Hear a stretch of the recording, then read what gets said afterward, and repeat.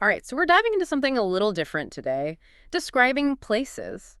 It might seem pretty basic, like, yeah, I can describe a beach, no problem. Right. But I think there's more to it than that, right? Like, there's an art to really capturing the essence of a place with words. Absolutely. Especially if you think about whether you're prepping for a trip or maybe you're trying to improve your language Oh, skills yeah. or even just for the fun of it, right? Like, Yeah. how can we go beyond nice or pretty when we're describing places? Exactly, exactly. And that's what we're going to deep dive into today. And our source material is this really cool podcast episode from English Made Easy. Hmm. And they've got these scenarios they use and vocabulary Oh, builders. nice. Yeah. And even some insights into how different cultures describe things differently. Interesting. Yeah. So the podcast starts off with this great example. One of the hosts, Marco, he's describing a beach in Bali. Okay. And he could have just said it was a nice beach. Right. But instead, he talks about crystal clear turquoise waters and powdery white sand. I see. And suddenly you're like right there with him. Yeah, it just paints a much more vivid picture, doesn't it? It's not Yeah. just like, oh, a nice beach. You can actually imagine it. You can almost feel the sand. Yeah. Yeah. Yeah. And I think that's the whole point, right? It's that specificity. Like Right. those words, crystal clear and powdery, they create a sensory experience. Yeah. And then the podcast goes on to break down different categories of descriptive words. So think about size and dimension, enormous versus tiny, or like spacious versus cramped. Mm-hmm. And those choices really shape how the listener perceives the place. Absolutely, yeah. Even thinking about like a city street. Mhm. Is it a narrow alleyway, which, kind of evokes a sense of mystery? Ooh, I like Or is it like a wide boulevard that feels grand and open? Yeah, yeah. So it's not just about the literal size, it's also about the feeling that those words evoke. And they had another category too, right? It was for atmosphere, like Yeah. bustling versus peaceful, lively versus serene. Oh, yeah, for sure. And it's amazing how much just changing one word can completely change the whole mood of a description. Totally. Like you could have a chaotic marketplace, Right. or you could have a vibrant Yeah. marketplace. Like very different vibes, right? Very different, yeah. But both kind of exciting in their own way. Absolutely. Okay, so we've got these individual words, but the podcast also really emphasizes practice, like real world application. Right. And they have these fun role-playing scenarios Okay. where you have to describe places on the fly. So imagine like you're giving directions to a tourist or you're describing your neighborhood. I love those scenarios. They really make you think on your feet, Yeah, You yeah. can't just like memorize a list of vocabulary. You have to actually know how to use it in a conversation. Exactly. And that's where it gets really interesting, I think. And speaking of interesting, there's something the podcast brings up that I honestly hadn't really thought about before. It's how different cultures might actually describe places differently. Oh, yeah, that's fascinating. Like certain cultures might focus more on landmarks when they're giving directions, Yeah. while others might rely more on street names and numbers, All right, right. So like even the way we approach giving directions can be influenced by our culture. That's so cool. And it goes beyond directions, too. It's about how we perceive and experience a place, what details we focus on, what emotions it evokes. Those things can vary so much depending on our background. That is so true. Like you could have two people describe the same bustling market in Morocco, Yeah. but their descriptions might be completely different depending on their cultural lens. Yeah, exactly. One person might focus on, like, the bright colors of the spices, the energy of the crowd, I love that. whereas someone else might describe it as overwhelming or chaotic. So it's not just about finding the right words, it's also about understanding your audience and their perspective. Exactly. Okay, so this is already making me rethink how I talk about places. And it reminds me of something else the podcast mentioned. This idea that the way we describe a place can actually shape our own memories of it. Oh, yeah. Wait, really? So like if I use more vivid language when I'm telling someone about a trip, I'm actually more likely to remember those details myself? It's like our brains are constantly creating and revising our memories, right? Yeah. And the language we use plays a big role in that process. Wow, that is wild. So it's like if I just say, oh yeah, the beach was nice, Yeah. I'm probably not going to remember as much as if I actually describe the specific details. Right. It's like the difference between looking at a photograph and watching a video. Oh, that's a great analogy. The video captures so much more. Exactly. And vivid language does the same thing for our memories. Okay, so we've covered a lot of ground here. We talked about choosing specific words, about considering our audience, and even about the link between language and memory.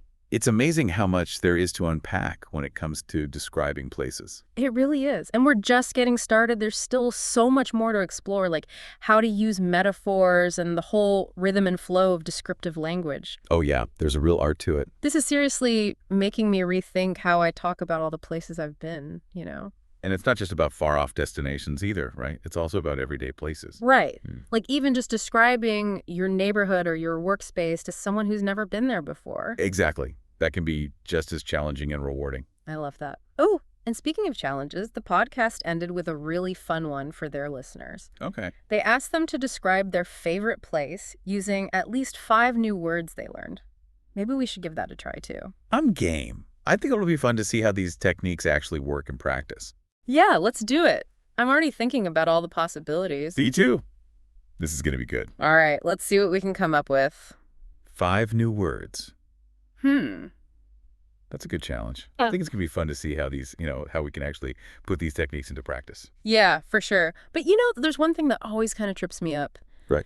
It's that feeling of like wanting to describe something perfectly, but then I end up using the same old words, Oh, yeah. Well, Like how do you avoid those cliches, like those phrases we all use without even thinking? Right, right. Actually, the podcast talked about that too. Like they specifically call out the overuse of very beautiful. Oh, yeah, for sure. Guilty as charged. Right. It's like our brains just default to these generic terms when we're not really paying attention. Yeah. It's like vocabulary autopilot or something. Exactly. So the trick is to be more mindful, I guess. Yeah. Like instead of saying very beautiful, ask yourself, what specifically makes this place beautiful? I like that. So it's about getting more specific, more detailed. Yeah, exactly. Yeah. And sometimes it helps to think about your senses, Like what do you see, hear, smell, feel, That's a good point. even taste, right? Those sensory details, they can really bring a description to life. Okay, so instead of describing a park as very green, Right. I could talk about the smell of freshly cut grass or like the sound of leaves rustling in the wind. Exactly. Now you're painting a picture. It's like you're transporting the listener to that park. Exactly. They're not just hearing words anymore, they're experiencing it. This is really cool. I'm starting to see how powerful this can be. But I do think it takes a certain level of creativity, right? Like, how do you get better at coming up with those kinds of descriptions? One thing that always helps me is to pay attention to how other people describe places, Oh, okay. Like listen to podcasts, read books, even just listen to how people talk in everyday conversations. Oh, so it's like training your ear to pick up on those descriptive words. Yeah, exactly. The more you expose yourself to that kind of language, the more it'll start to seep into your own vocabulary. Makes sense. And I guess it's also about practice, right? Oh, absolutely. Like try describing places you see every day. Challenge yourself to use new words and phrases, even for, ordinary settings, your office, your commute, whatever. Okay, challenge accepted. Now I'm thinking about how to describe my commute in a more interesting way. Maybe I'll focus on the kaleidoscope of brake lights or the symphony of car horns. I love that. You're finding the poetry in the everyday. And sometimes it's those little unexpected details that make a description so memorable. Totally. It could be a sound, a smell, even a feeling that you associate with a place. Yeah. It's about capturing the essence of a place, not just the physical details. Right? Exactly. Okay. So think about a place that's really meaningful to you. Maybe your childhood home, a vacation spot, whatever. Okay, I got a spot in mind. There's this little bookstore, kind of tucked away on a side street. Ooh, I love bookstores. Yeah, and I love the smell of old books and the quiet murmur of conversations. It's kind of my haven. Well, that sounds lovely. Yeah. So, okay, if I were to describe it, I'd say it has a really cozy atmosphere, and the lighting is always kind of dim, which makes it feel intimate. Yeah. And the shelves are just absolutely overflowing with books. It's a treasure trove for book lovers. I can picture it perfectly. Mm. But okay, now let's try using some of those new words. All right, let's see. So instead of cozy, maybe I could say it has a sheltering atmosphere. Ooh, I like that. Yeah. And instead of just dim, maybe the lighting is more amber-hued, Like it casts this warm glow on everything. Ooh, amber-hued. That's good. And then instead of overflowing, maybe I'd say the shelves are teeming with books. Oh, teeming is perfect. It gives it that sense of abundance. And for my last new word, how about labyrinthine? The layout of the bookstore is kind of winding, with narrow aisles and hidden nooks, you know? Ooh, labyrinthine. That's perfect. It has a little bit of mystery, like you could get lost in there. You did it. You brought that bookstore to life. I think I did. This is actually really fun. I never thought about describing places with this much detail before. And think about the impact it has on the person you're talking to. Yeah. You're not just giving them information, you're sharing an experience. It's almost like a form of art, you know? Exactly. And like any art form, it takes practice and experimentation, but it's so rewarding. I'm feeling inspired. I want to try this with all sorts of places now. Me too. Think about your neighborhood park or your favorite cafe. Oh, even my grandma's living room. There you go. There's so much potential for beauty and storytelling everywhere. It's like we're seeing the world with fresh eyes. And that's the beauty of language, right? It allows us to do that. This has been a great deep dive. It really has. I feel like I've learned so much about descriptive language. Me too. Yeah. And it's important to remember that this is a journey. There's always more to learn, more to experiment with. So, as we wrap up this part of our deep dive, what's like the one big takeaway you want our listener to walk away with? That's a great question. You know, for me, I think the most surprising thing has been realizing that vivid descriptions, they're not just about making things sound pretty, you know? Right. It's really about conveying a much deeper understanding, Yeah.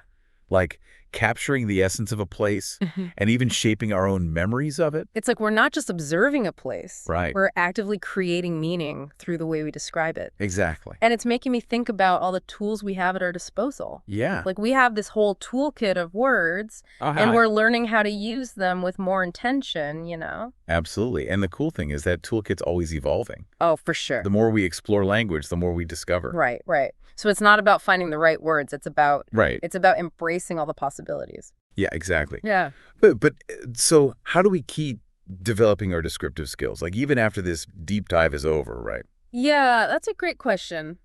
I think one simple way is to just pay attention to the language around us.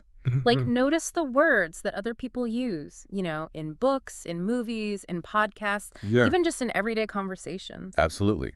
What words stand out to you, you know? Yeah, what makes a description really come alive? It's Right. like we can become collectors of these words and phrases. Yes, and don't be afraid to, borrow from the masters. Oh, yeah, steal like an artist. Exactly.